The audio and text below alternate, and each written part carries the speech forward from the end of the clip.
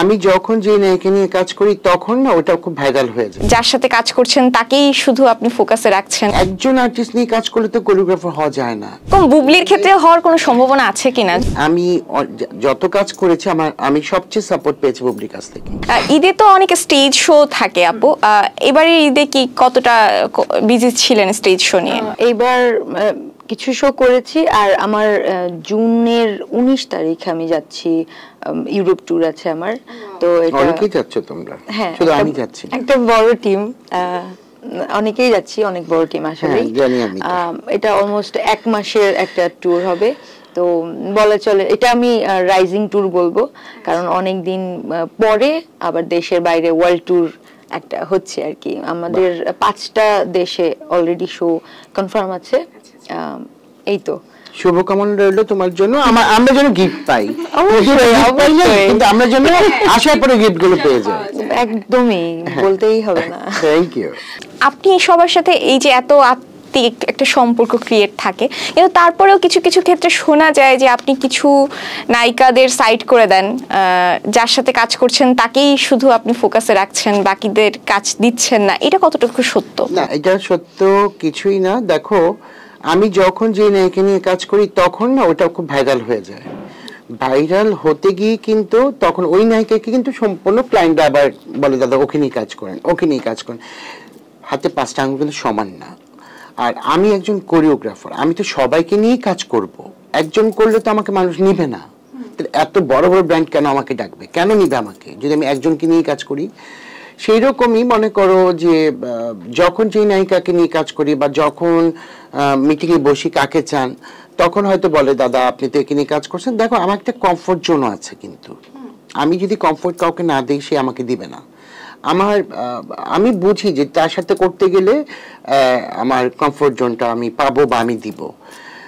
শুটিংয়ে যখন থাকি, আমি যখন শুটিং করি, বিশ্বাস করো বা ও মৌসুমে বলবে আমার শুটিং না, আমি যে কোনো প্রোগ্রামেই যাই আমি হই হুল্লা করে শেষ করে চলে আসি, মনে হবে যে একটা পিকনিক করলাম। একদমই তাই। হ্যাঁ, মানে মনেই হবে না শুটিং করলাম। এটা দ্বারা ওই কর সেই কর সেই কর, এর মধ্যে কিন্তু খাচ্ছি। দেখবো আমার অনেক ভিডিওতে দেখবা ওই দাঁড়িয়ে দাঁড়িয়ে কিন্তু খাচ্ছি। আবার আর্টিস্টদেরকে আমি খাইয়ে দিচ্ছি, যে যত বড় আর্টিস্টই হোক তাকেও কিন্তু আমার থেকে নিয়ে খাইয়ে দিচ্ছি। কারণ আমার মনে হচ্ছে যে ওর খাবারের সময় হয়ে গেছে, ও খাচ্ছেন, যাক একটু রেস্ট মানে পাবে বা খাবে, রেস্ট করুক। তাই রেস্টটা আমি আর ওই জিনিসটা না দিয়ে আমি কি করি, সেটার মধ্যে আমি খাবার নিয়ে চলে যাই, ঢুকে যাই। যে তখন হয়তো ওই আর্টিস্টটা ভাবে দাদা মনটা খুব ভালো, দাদা বুঝে সবকিছু। এর জন্য না মানুষ আমাকে মানে মানুষ বলতে আমার আর্টিস্টগুলো আমাকে খুব পছন্দ করে, ভালোবাসে। আর একজন আর্টিস্ট নিয়ে কাজ করলে তো কোরিওগ্রাফার হওয়া যায় না। একজন ডিরেক্টর কিন্তু একটা ছবি নিয়ে করতে পারে না। একটা ছবি করবে, 2টা ছবি করবে, কিন্তু 5টা ছবি কিন্তু একজন ডিরেক্টর করবে না। সেম থিং আমার জায়গাটাও তাই, যে আমি চেষ্টা করি যে আমি সবাইকে নিয়ে কাজ করতে। নতুন সেনোরা, গাইনোকোলজিক্যাল সোসাইটি দ্বারা স্বীকৃত নিরাপদ সুগন্ধিমুক্ত স্যানিটারি ন্যাপকিন সেনোরা। আচ্ছা, যেটা দেখা যায় যে আপনার সাথে একজন হিরোইনের অনেকগুলো কাজ হয়েছে, এরপর আবার যখন আরেকজনকে নিয়েছেন ওই আগের হিরোইনের সাথে আপনার সম্পর্ক খারাপ হয়ে গেছে, তো এরকম কি হতে পারে যে এখন যার সাথে কাজ করছেন তাকে বাদ দিয়ে নতুন কাউকে নিলে তার সাথে আপনার সম্পর্ক খারাপ হয়ে যেতে পারে? আমি নামটা বলতে চাই না, একজনের বেলায় শুধু সেটা। এরকম বুবলির ক্ষেত্রে হওয়ার কোনো সম্ভাবনা আছে কিনা যদি আপনি নেক্সট এরকম কারোর সাথে কাজ করেন? বুবলি খুবই লক্ষ্মী একটা মেয়ে, আমি সবসময় বলে থাকি খুবই লক্ষ্মী একটা মেয়ে, খুবই লক্ষ্মী একটা মেয়ে। মেয়েটার কথা না বললেই নয়, মেয়েটা এত সাপোর্টিং। আমি যত কাজ করেছি আমি সবচেয়ে সাপোর্ট পেয়েছি বুবলির কাছ থেকে, যেটা আমি তোমাকে বলে বোঝাতে পারবো না। তুমি ওর সাথে কাজ করলে বুঝবা বা ওর সাথে বসলে বুঝবা যে কি একটা অমায়িক মেয়ে। আমি সবসময় বলে থাকি, বুবলি বলে না। দেখো, অপু আমার বোন, বুবলি আমার বোন, মিডিয়াটা কিন্তু আমি সবসময় বলি আমার একটা ফ্যামিলি।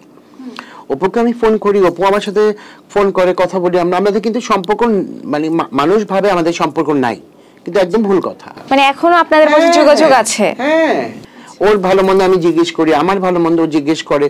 দেখো, একটা তো রক্ত বড় কথা না, এই যে ওর সাথে কথা বললে কিন্তু আমার একটা দেখেন ওর সাথে এমন ভাবে জড়িয়ে গেছি আমি, যে ওর খারাপ কথা শুনলে মনে কি আমি দৌড়ে চলে যাই।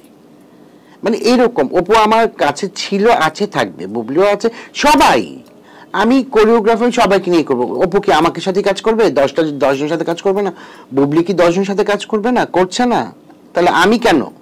অপু বিশ্বাসের বর্তমানে একটা হিউজ চেঞ্জ এসেছে তার গেট আপে বা লুকে, আপনি এটাকে কিভাবে দেখছেন? খুবই ভালো, খুবই ভালো, তবে এটা আরো আগে দরকার ছিল। সেটা অনেকে এর জন্য আপনাকে দায়ী করে যে আপনি হয়তো তাকে ওইভাবে সাজেশন দিতে পারেননি বলে সে নিজেকে ওইভাবে বিল্ড আপ করতে পারেনি। না, একদম ভুল কথা, একদম ভুল কথা এটা, যেটা ওকে আমি অনেকবার বোঝানোর চেষ্টা করেছি, অনেকবার বলেছি, অনেক চেষ্টাও করেছে, হ্যাঁ অনেক চেষ্টাও করেছে। আমি ওর ডক্টরের কাছে বন্ধ নিয়ে গেছি, যে আমি নিজে গৌতম নিয়ে গেছি, এটা তো আর পাবলিক জানে না, যে ওকে কমানোর জন্য আমি এমন এমন জায়গায় নিয়ে গেছি যেটা ডায়েট মানে ওই চার্ট দিয়ে দিছে, সেই জায়গায় ও মেনটেন করতে পারেনি। আর এখন যেটা হয়েছে কি, যেটা আমার শোনা কথা, আমি নিজে জানি না, ওই সার্জারি, আমি সার্জারিতে পক্ষপাতী না, তো সার্জারি করলে তো মানুষ একটু সুন্দর হবেই, সার্জারি করলে তো একটু শুকনো হবে, এই করবে, আমার এগুলো ভালো লাগে না। আমি একদম প্রপার ডায়েটে নিয়ে গেছিলাম, আমি ভালো জানি, ও জানে। তো ও আর অপু সবসময় বলবে যে না দাদা ওর কতটুকু ভালো চাইছে, ওর কিন্তু খারাপ চাইনি কোনোদিনই না। ও বলতে পারবে রাত 2টার সময় হলো ওকে আমি মানে ওর কাজে আসছি বা ওর প্রয়োজনে আসছি আমি, বা আমার সাথে এখনো কথা হয়, ফোন যা করছে তা না। অপু আসলেও যে ওই মানুষ বলে দেখে এটা আপনারা জানতে পারেন, কিন্তু না, ওর সাথে সম্পর্ক আছে।